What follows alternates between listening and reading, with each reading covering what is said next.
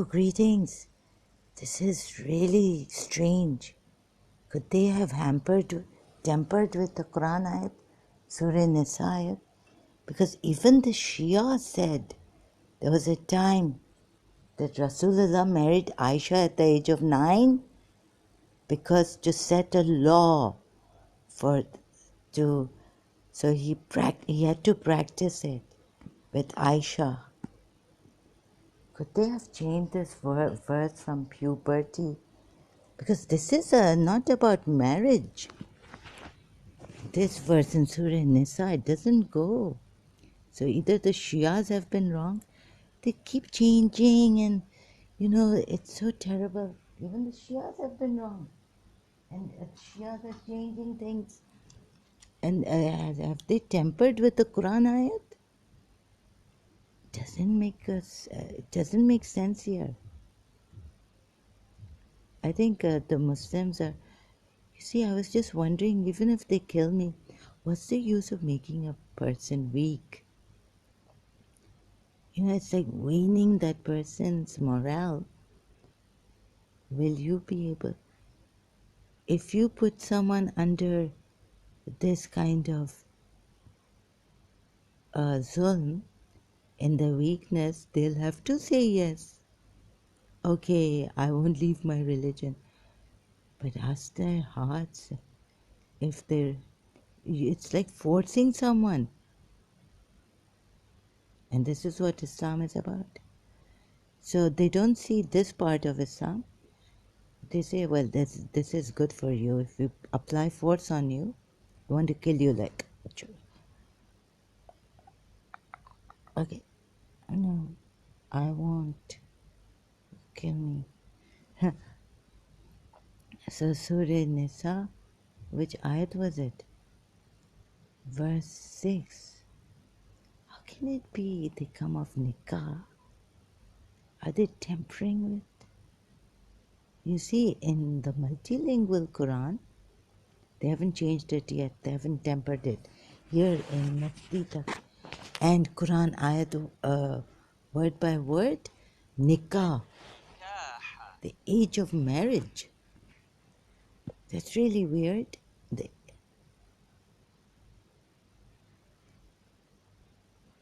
Doesn't make sense. So you're doing the same thing, and you're saying, you're taking her morale, you're waning her morale, right?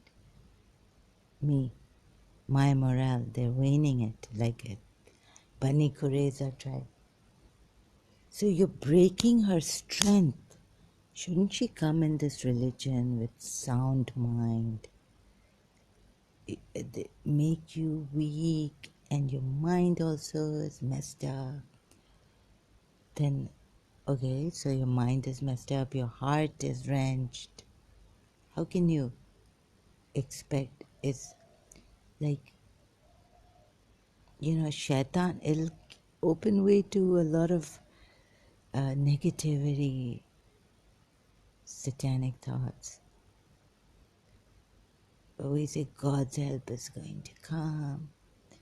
If you just surrender, when I surrender to God, we're Muslims, right? We have to, like as believers, we have to say it, make an intention to ourselves that I'm surrendering my will to God.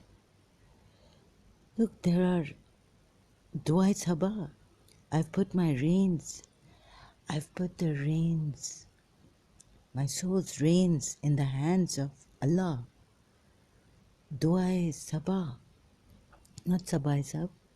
We have the supplication, that morning supplication is called, or we have to recite it in the early morning, Fajr time. So whenever I'm awake for Fajr and I couldn't pray, or when I was praying, because you have to prostrate in the end. So you have to be properly on the prayer mat, saying this Dua Sabah. You see, so the thing is that, this Quran ayat,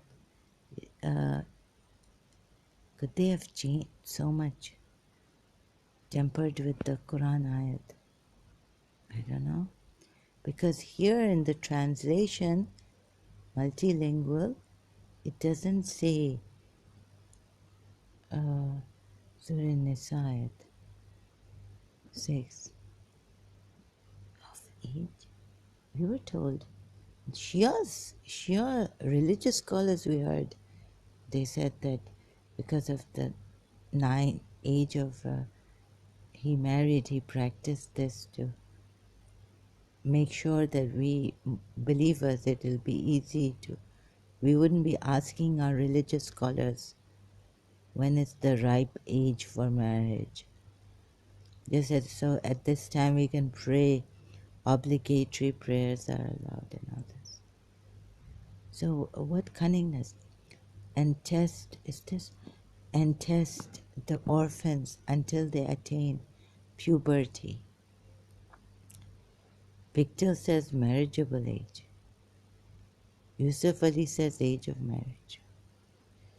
This is really weird. Now they must have, because they were, two of them were saying puberty here. I checked Pictel and Yusuf Ali. They could have changed this now. I don't know what they're doing. So imagine a person, weak person, right? Not in their strength, not in the God-given strength even. What happens when you oppress a person? So you're oppressing the person, you're taking their physical strength out too. What happens if you stop giving them food and water and all this? Anyhow, it says, I thought a moment back, last night I checked, just early morning somewhere, in the multilingual Quran, I thought it said puberty. And I didn't even check on Shakir. I put a check on here. I put a check on Abdullah, Yusuf Ali and Pictel in Hari. I said leave Shakir, maybe it's a Shia translator. Anyways, maybe I'm now very confused. So what do you do with these people, murtads? Let's see what they do. Shia Islam. Like they take the strength away from this person so they're not able to even think straight for themselves. What do they do? So ayat on, what is the punishment also?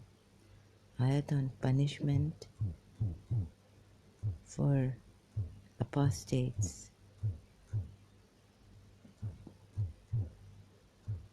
That's so unfair, isn't it? Like they're not coming into this religion with a sound mind. This is Surah Baqarah, Ayat 217, hindering others from the path of Allah, rejecting Him, and expelling the worshippers from the sacred mosque is a greater sin in the sight of Allah. Indicates the punishment for apostasy from Islam is death. Muhammad Iqbal Siddiqui. Okay, he's explaining Surah Baqarah, Ayat 217. Quranic verses in general appear to justify coercion. See? And severe. This is the thing, Wikipedia, thank you. So the Muslims can apply, whoever is responsible for doing this, religious scholar who metes out the punishment, Muslim can use coercion.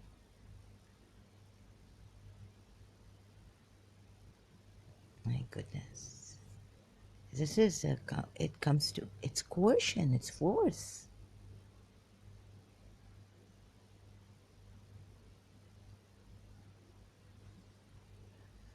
So, oh my God, punishment. There are differences of opinion among Islamic scholars about whether, when, and especially how apostasy in Islam should be punished. From 11th century onwards, apostasy of Muslims from Islam was forbidden by Islamic law. Earlier, apostasy law was only applicable if a certain number of witnesses testify, which for the most part was impossible. Apostasy was punishable by death and also by civil liabilities, such as seizure of property, children, annulment of marriage, loss of inheritance rights.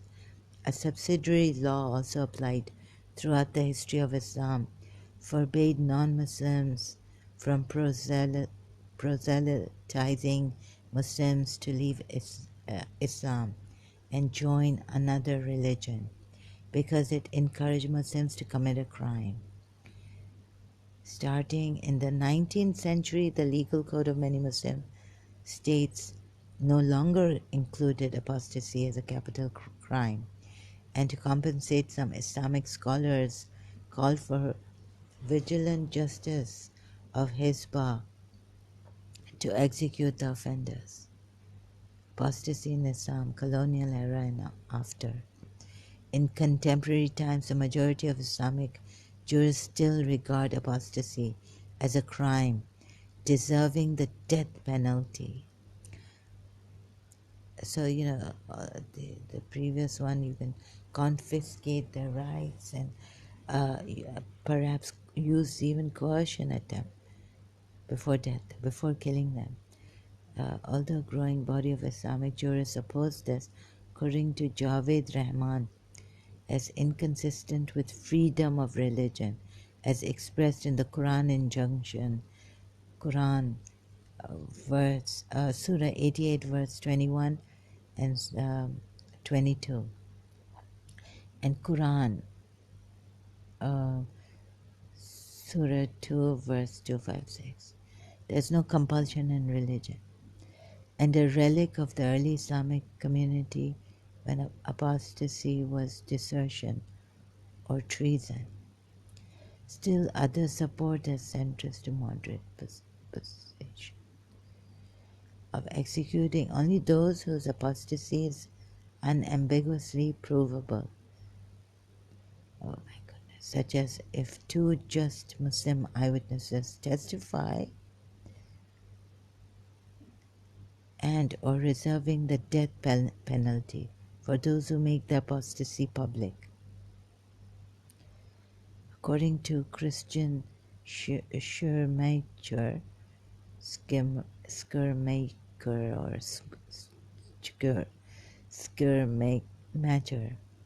a majority of theologians embrace this stance. Who qualifies for judgment for the crime of apostasy? So they can confiscate property and, coercion, apply coercion, death penalties, classical fiqh. Traditional Sunni and Shia Islamic fiqhs,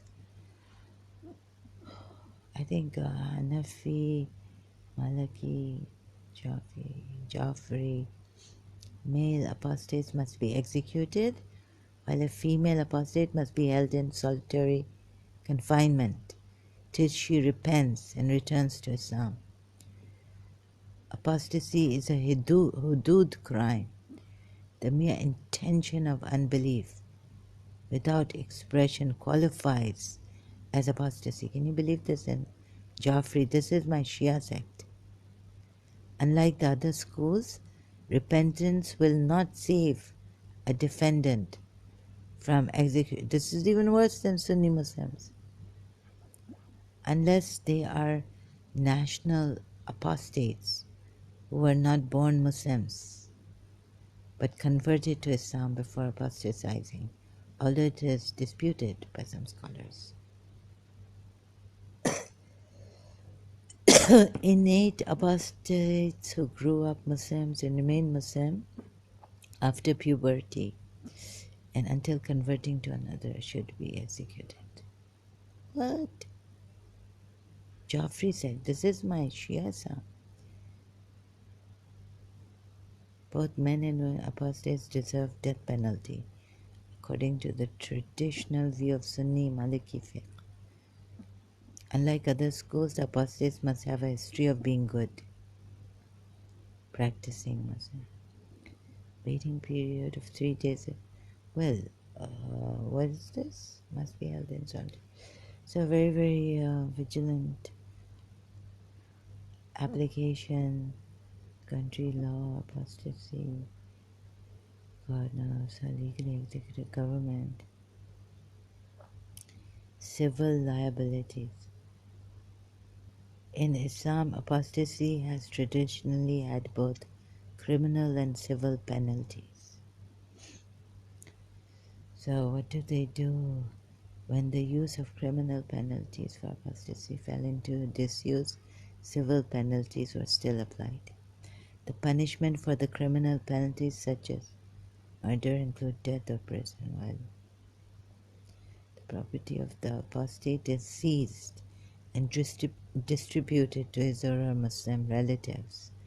His or her marriage annulled, fasq, as in the case of Nasser Abu Zaid. If they were not married at the time of apostasy, they could not get married. Any children removed and considered ward of the Islamic State. Any children removed and considered ward. Here we go about the children. In the case the entire family has left Islam, or there are no surviving Muslim relatives recognized by Sharia, the apostate's inheritance rights are lost and property is liquidated by the Islamic State. In case the apostate is not executed, such as in the case of women apostates in Hanafi school, Hanafi, the person also loses all inheritance rights. I'm just inheritance. The school of Jew allows waiting till execution before children and property are seized. Oh my God. The conversion of a Muslim to another faith is often considered a disgrace and scandal, as well as a sin. So in addition to penal and civil penalties, loss of employment, ostracism, and proclamations by family members that they are dead is not at all unusual. So much coercion. Serious forms of ostracism. These include the refusal of other Muslims to pray together with or behind a person accused of kufr, the denial of the prayer for the dead and burial. Okay, what do you do before supporters and opponents of death penalty? Oh my God, this is like coercion.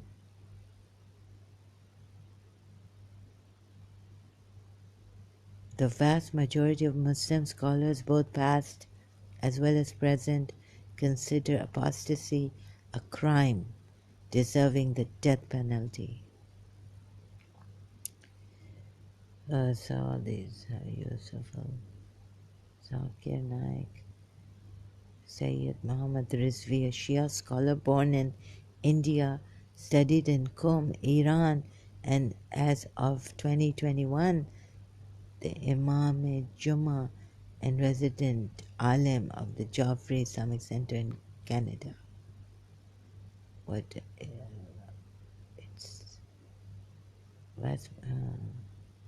death penalty and coercion.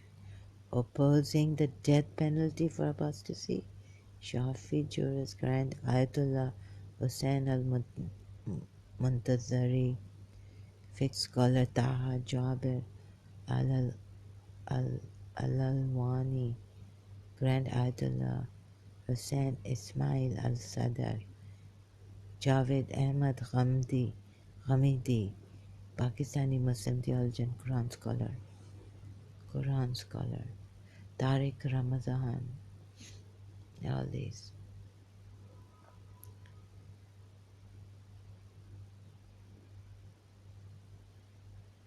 Some argue offer for death penalty those who leave Islam should be reasoning or one's whims and desires, but before all else, Quran and Hadith text ruling calls for killing apostates, which all call for killing. Some scholars have challenged the fact that scriptures mandate death penalty. And no, they can't win this. These dissenting. Because the verse applies only to entering Islam. Other maintain 2:256.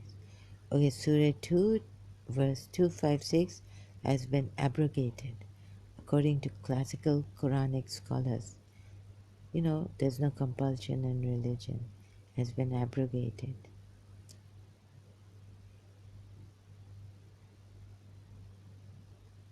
So there are abrogations that we can't, because of these contradictory verses.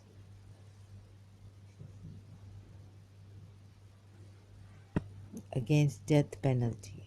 Probably a Shia will not give me a death penalty because last night I said Lanat Allah on whoever, Prophet Muhammad and his Ahl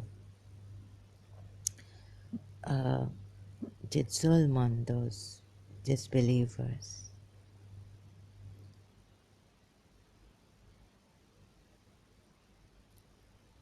Idol worshippers. So you have your day, you can kill and curse others.